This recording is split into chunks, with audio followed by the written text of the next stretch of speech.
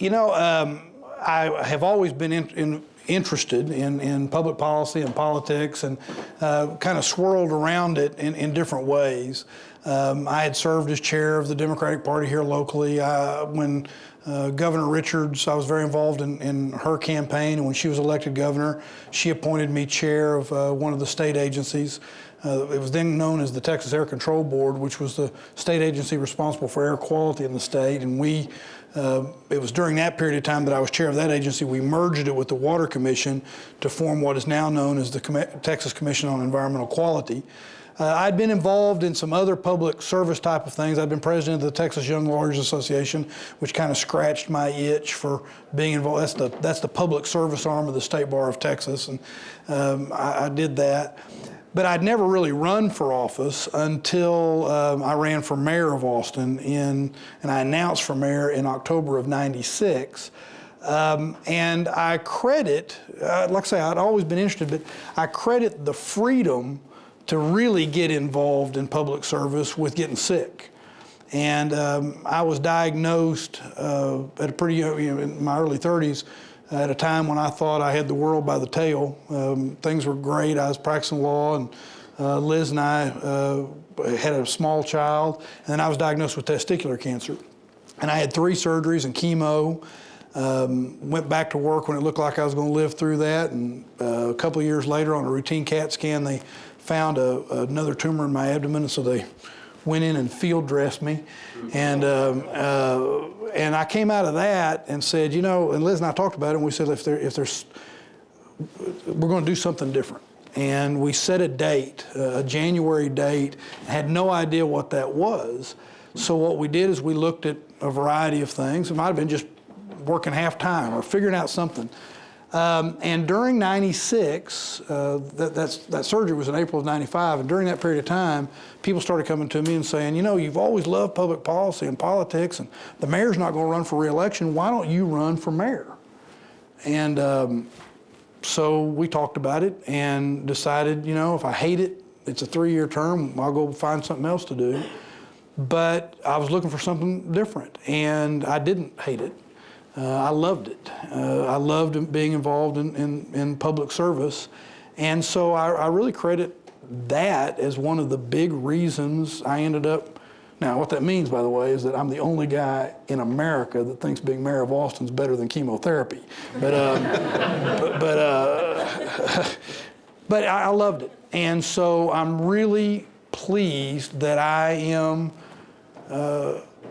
able to every day get up and be alive in a way where I get to have an impact on people's lives. And for at least this period of my life, this is what Liz and I and our family has committed to, and we'll keep at it.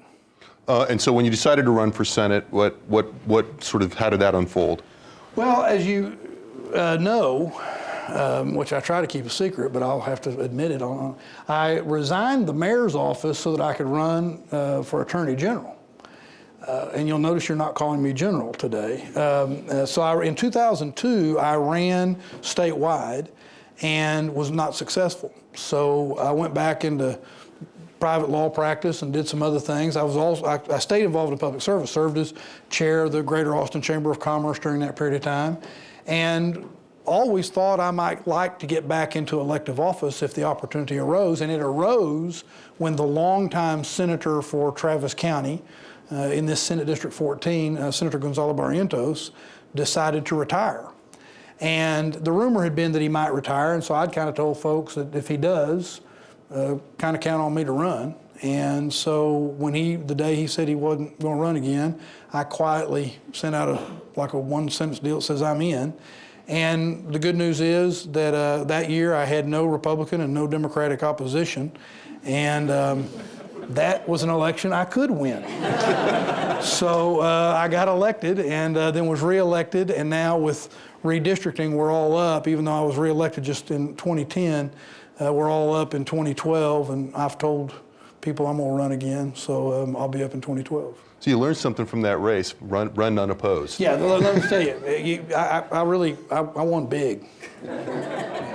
So, my recollection when you started is that from the outside, it didn't seem like the transition to the Senate was all that tough to you? It felt to me like you really took to it. I loved it. You know, I've been around the Capitol a lot. You don't. Liz and I moved to Austin in 1981, and like I say, I've been involved in some political activity, including some stuff that took me up to the Capitol. A lot of pro bono stuff up at the Capitol, working on different issues that were important to me. A lot of them health related, things like diabetes and things of that nature. And then when I was president of the Young Lawyers, I was on the executive committee of the state bar. And I was the only member of the executive committee of the state bar that lived in Austin, and the bar was undergoing sunset review that legislative session, so I was up there all the time for that, and a variety of other things. So I had some understanding, I think, of the legislature and the Senate, and a lot of friends in the Senate. You know, while I'd served as mayor, I was representing the city of Austin quite frequently. That was back during a period of time when Austin was always a favorite target at the legislature. In fact, those that are too young to remember it, we used to have a term for it called Austin bashing. We even would have a big party just as the legislative session would come on and invite all the members of the legislature, and we called it the Austin Bash. So I spent a lot of time as mayor trying to build bridges with the city of Austin, the capital city, and the members of the legislature. So it felt very good to go into the Senate and be involved, and I felt like it was a pretty good transition.